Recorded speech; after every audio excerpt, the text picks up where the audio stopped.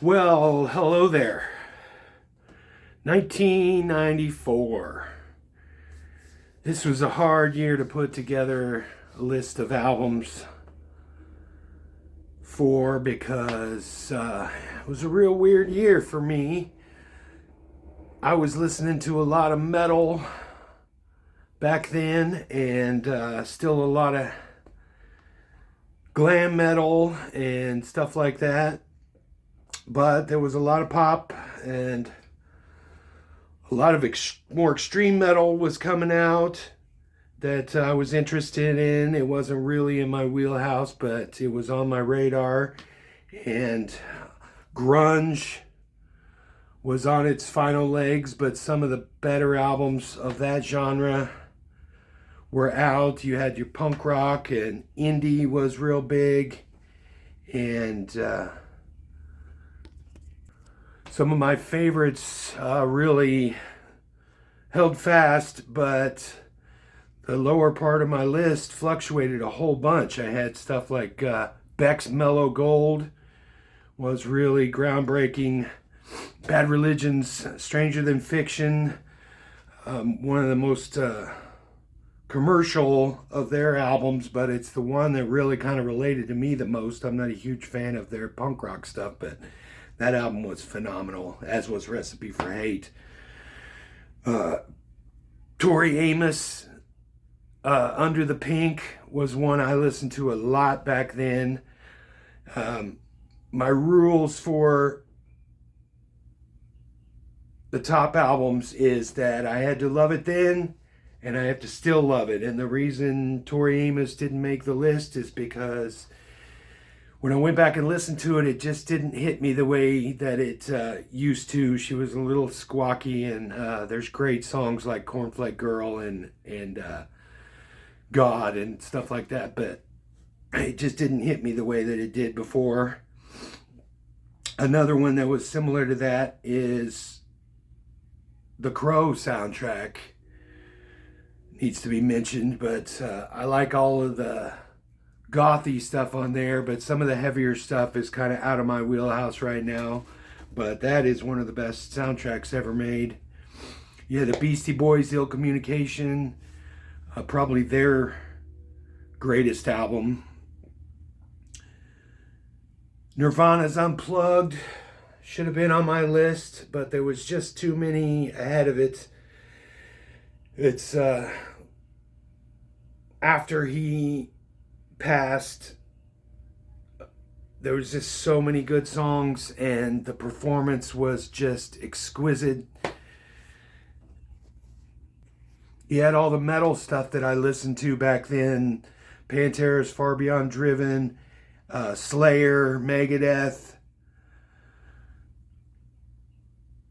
I listened to a lot of progressive metal, so Dream Theater's Awake was on there, and Fates Warning's Inside Out. Fates Warning was my favorite band for years and years and years, but it just didn't hit me the same going back and listening to that stuff recently.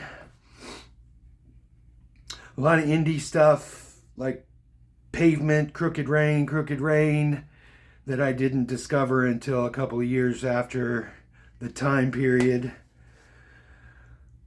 A lot of the grunge was good. The STP's Purple and Pearl Jam's Vitalogy.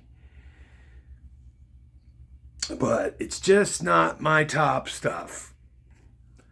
Tom Petty's Wildflowers, the album I just didn't even discover until just recently. I heard the song Wildflowers and I was like, how have I never heard this song? It's so amazing.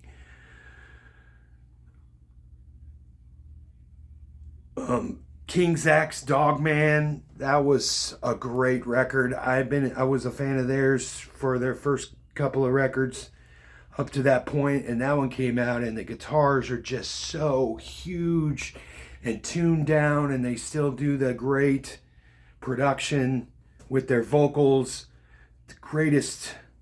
One of the greatest trios of all time, and I say that being a huge fan of Rush and Triumph and all of those other bands.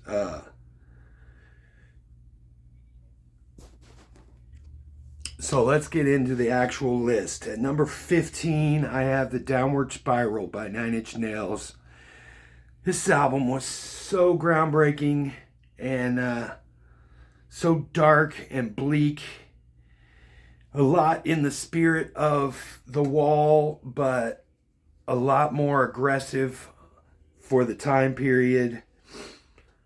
And it's so ironic that a song like Closer ends up being a stripper song, because it's so not what that is in relation with the rest of the album.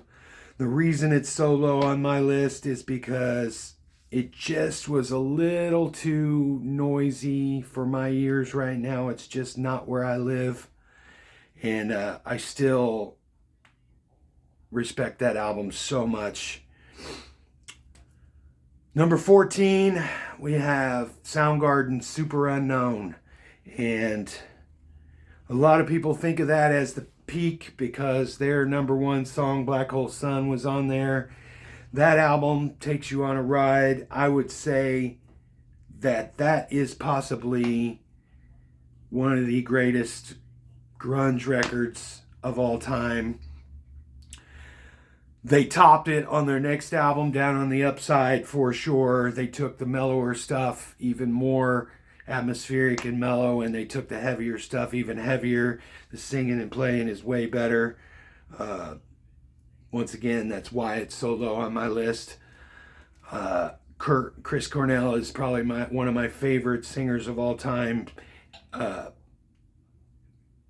And a lot of the songs really stood up when I went back to listen to them, but it's just not my favorite anymore.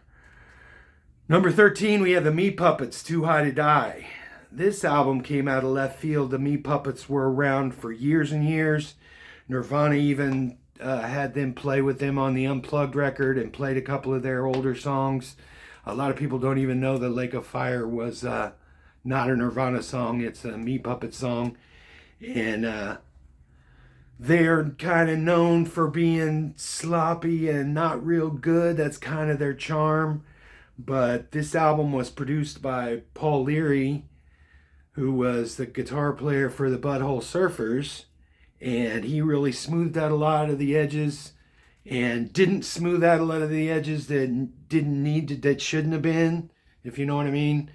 The song Backwater is a 90s classic that a lot of people forget about. The vocals are amazing. Their harmonies are amazing. The chord progression in that song is so strange, but it still flows so perfectly. And a lot of the songs on this album that I think, oh, I like this album, as I was listening to each one of them, they all just have this angular, like off-putting quality, but within a framework of like pure pop sensibilities that just, I understand why Kurt Cobain loved this band so much, because they just had a quirky take on pop.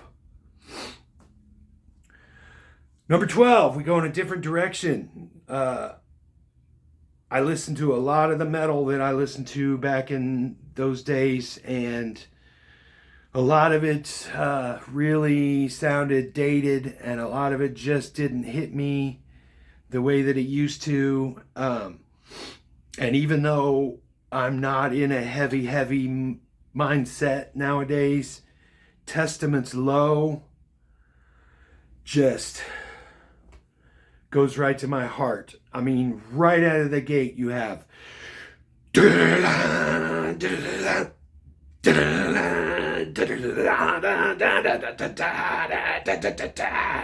mean, just every groove, and then as soon as that song is over, like you don't even get like a bit of space, and it goes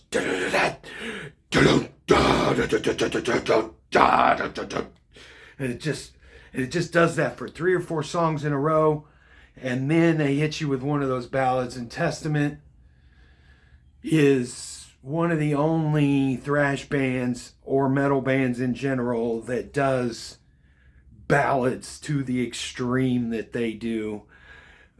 Only Metallica could probably do ballads as good as Testament. They just, you would never expect a ballad. Megadeth does a lot of ballads, and they're okay. And Megadeth used to be one of my favorite bands, so that's coming from love saying that. Pantera and Slayer, they never really did ballads. A lot of those bands, but Testament, they just had no qualms about doing great ballads. Low also had lineup changes. You had Chuck Billy still doing. He hits the place right, perfect for me, where it's heavy vocals, but it's not screaming and it's not death metal growling. And both of those really turn me off a lot unless their voice is just perfect. Chuck Billy's voice is just perfect for that music. They had added James Murphy from I'm spacing metal. Take away my metal card. He come from a death metal band to rise up to that level of major band there, and John Tempesta on drums, who ended up in White Zombie this year, the next year by '95, Astro Creep. So it's just a great lineup, a great band, great songs. Number 11, we have Savatage, Handful of Rain. And like I said, I was a big progressive metal fan, but the Fates Warning and the Queensryche and even the Dream Theater just didn't hit me the way that it used to. My tastes have changed so much, but Handful of Rain is just has the perfect combination of ballads. It's the first album after Chris Oliva had died in a car crash, and so a lot of the songs you could tell just had the spirit of Chris Oliva in there. They got, speaking of Testament, they got Alex Skolnick to play lead guitar, so they had to have somebody of super high quality to take the place of Chris Oliva. John Oliva hadn't been singing. This is his second album that he hadn't sung on. They had Zachary Stevens, I think is his name, was the singer. And he's a little more refined than John Oliva. But I like all of the mellow songs the most. Handful of Rain and... I should have wrote down some of the names of the songs. The hard rock stuff doesn't hit me as much as it used to. And there's some silly stuff. They got a song called Chance where they do this whole Queen layering it's like a round and they layer all the voices and it's like a little opera in the middle of the song. And I thought that was so cool back in the day. It's a little cheesy now, but the emotion in the slow songs still hits me big. Number 10, we take another left turn, and you have the greatest band ever, Ween, with Chocolate and Cheese. It's, in my mind, their first real album, even though it either was or it still sounds like they were recording on a 4-track, just with major label production and push. Baby Bitch is a go-to song for me, and they do a lot of the acoustic-y, I wouldn't say acoustic-y, but like songs that sound like you're sitting on your porch making up silly songs with your friends. And then they already starting to do weird stuff like Can't Put My Finger on It. They total pastiche of the Philly soul sound in Freedom of 76. Joppa Road has been used in a bunch of movies, and I think somebody used that as a theme song. So there's some goofy stuff, and then there's the start of a lot of their real songwriting type of stuff. Obviously, Voodoo Lady would be probably the most popular song that people would know off that album, and God, it's so phenomenal. Buenos Tardes Amigos is kind of a pastiche of spaghetti westerns, and when they do that pastiche stuff, they just have such perfect tones. The guitar just sounds like it's from a Sergio Leone movie. Oh, I just can't talk about it enough. I want to make a whole video about that album and some of these other albums and just dig in deep. Number 9, we have Alice in Chains' Jar of Flies. And Alice in Chains is probably one of the only bands that I like all of their albums. Maybe not as equal, but Jar of Flies for a couple of years there was just our 3 o'clock in the morning, everybody's beat after partying all night, and it just, Rotten Apple and Nutshell are two of the saddest songs ever made in the world, ever. And just the whole thing, I cannot believe they wrote, recorded, and mixed that album in a week. It's just so amazing. They were just on fire. It's the first EP to ever chart to number 1, which is pretty amazing. And they even have the emotions just go all across. No Excuses is actually even more light and breezy and almost poppy sounding, but it still has that tinge of sadness that everything except for the last song, Swing on This, is, I feel like, should have been a throwaway song. It's just doesn't fit the mood. But Alice in Chains do that a lot on albums, where they take you on this ride for the next year. The self-titled album, or the Dog album, or we call it Tripod, or it's got a bunch of different names. They take you just down in the depths of misery, but then the last song, they give you a little happy thing. Over now. It's just like saying, oh God, okay, all that's over now. And they give you one little last bit of happiness before they end it. And I feel like that's kind of what they did on this song, but I'm still not a big fan of it. Number 8, we have the Blue Album by Weezer, and you just can't beat that. I can't believe how of its time that was. It's grunge, but it's not grunge. It was slightly different than grunge. During the emo phase in the early 2000s, the Blue Album still fit in perfectly. I think probably a lot of those people looked up to that album as starting ground. And even today, that album just still sounds as fresh as it did 30 years ago. It's just amazing. I could probably go my entire life without ever hearing Say It Ain't So again. That became one of those songs, along with Creep by Radiohead, that every band plays. And when I hear a band play that song, I just feel like, oh, you didn't have much time to get ready for this gig, huh? You had to pull out some standards, or that's the only song you know, or something like that. But other songs are just great. In the Garage,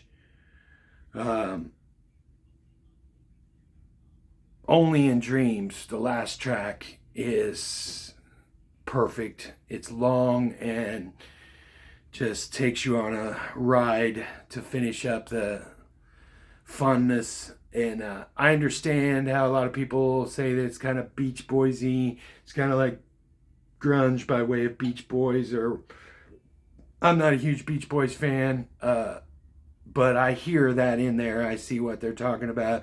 I think that's probably why they even sing about Surf Wax America, because Rivers, I'm sure, was not a surfer. He's just not the type for that. But yeah, Weezer Blue Album, just classic. Number 7, back into sort of metal territory, Corrosion of Conformity's Deliverance. And that album is one of my go-tos then and now.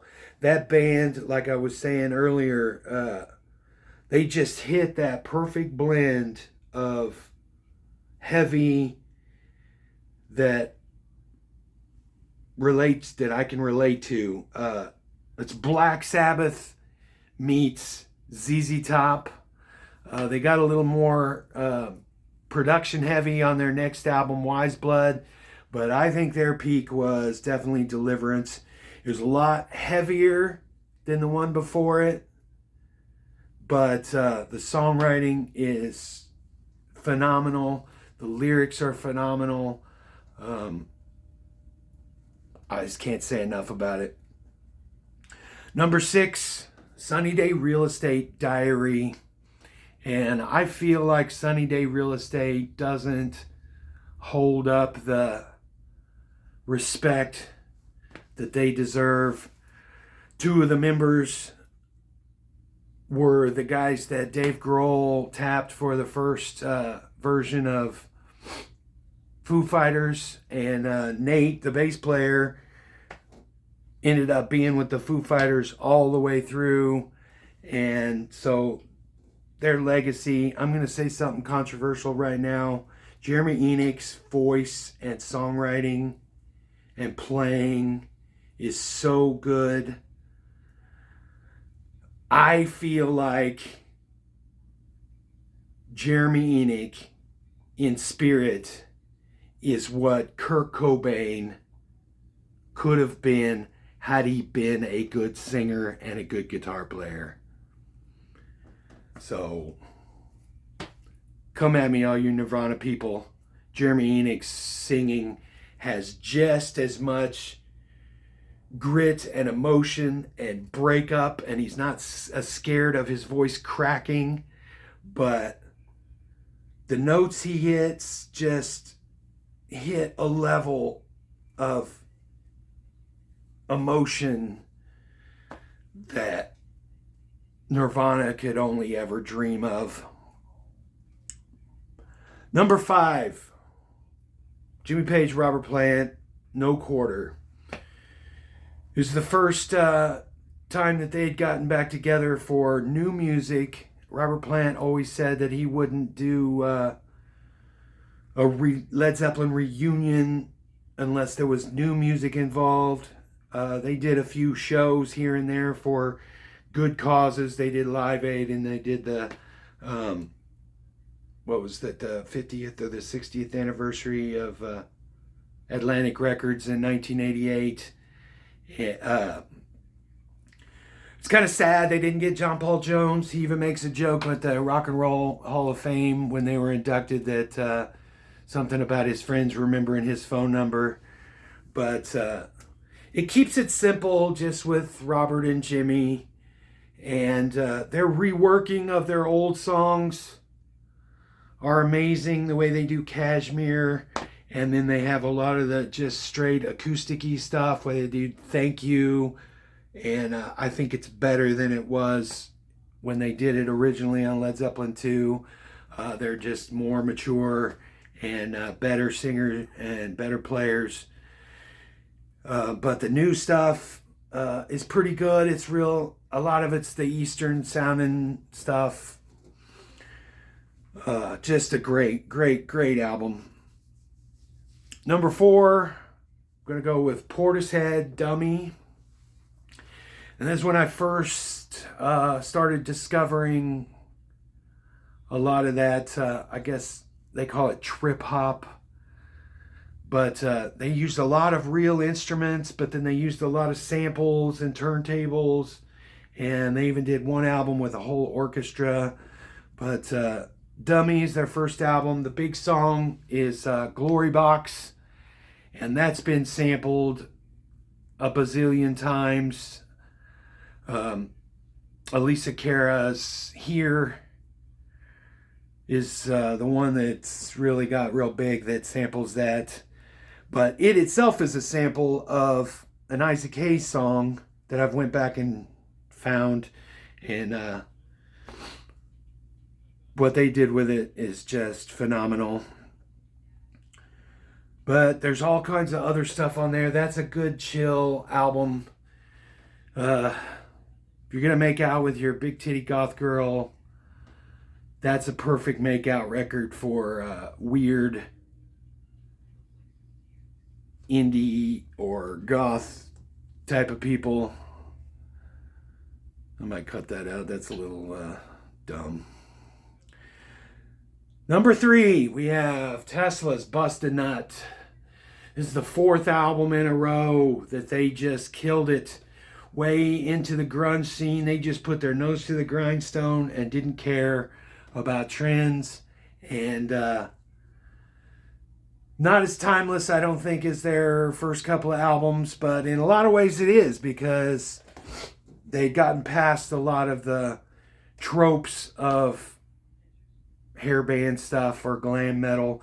They never fit that glam metal thing. They never poofed their hair up. They had long hair, but and it was the right time period, so people lumped them in with that stuff, but they were always different. Tesla album, to me, it just always sounds like a greatest hits mashup of all of the best 70s and 80s stuff. It'll be AC/DC for the verse, and then the pre-chorus will be a little bit of Def Leppard sprinkled in there, and then they'll go into Bad Company for a section, and all sounding like them. They had 2 phenomenal guitar players. That's what I've always talked about with a twin guitar thing. You want the one guy that's more studied and technical, and that's the Frank Hannon kind of guy, and he always did all the acoustics and layering and harmonies and more technical stuff. And then you had the Tommy Skeoch. I always mess up saying his name. Was the like off the cuff whammy bar, like just like plug straight into the amp type of dude. Just and the blending of those guys' guitar stuff is amazing. They even cross over into a lot of Beatles sounding stuff sometimes. And Tesla is just top 3 favorite bands of mine. Number 2, we have Pride and Glory. If you don't know who Pride and Glory is, it's Zakk Wylde after he was discovered by Ozzy, and this is his first attempt to put out his own music, and it is 180 degrees from Ozzy's music. He went back to a lot of southern rock and bluesy southern rock type of stuff. This album, when I hadn't thought of this album in years, and I put it all on my playlist, and oh my God, it all just came flooding back. He sings like the guy from Molly Hatchet, just big, throaty, soulful voice, and doesn't lose any of his speed or technique in playing, but it's just refined into this amazing blues rock thing. There's a lot of Zeppelin. It's like Zeppelin crossed with Skynyrd crossed with Black Sabbath. And I wish this was the direction he went in more than the Black Label Society stuff. That's more straight heavy metal and not near as good in my book. But Pride and Glory, go and check that album out. And the number 1 album of 1994, without question, without any competition, by a million miles, is Jeff Buckley's Grace. And I have to do a video about this album in deep. His voice is just the best thing you'll ever hear if you listen to this album. And his songwriting is so deep and so perfect. And the cover songs that he picks, from Lilac Wine, from Nina Simone, or Leonard Cohen's Hallelujah. If you've heard Hallelujah, which most people have, it's a whole album of that. And he even gets a little heavy on a song called Eternal Life. And it's cool to see how aggressive he could actually get. But songs like Dream Brother, and Lover You Should Have Come Over, and Grace, and every song on this album is just top notch and so perfectly put together. And I'm so thankful to have this album in my life. It changes my world every time I listen to it. Okay, well, that's the top 10 albums, no, top 15 albums, in my view, for 1994. I ran out of time I had a lot more ideas for 1994, but it's time to move into the year ending in 5. So I'm going to scrap on going a lot deeper on a lot of this stuff. If you made it this far, I really appreciate it. Please subscribe, comment below if there's albums that you thought of were better, or if you like any of these albums, or if maybe I turned you on to something off of this list. But yeah, I'll see you on the next one.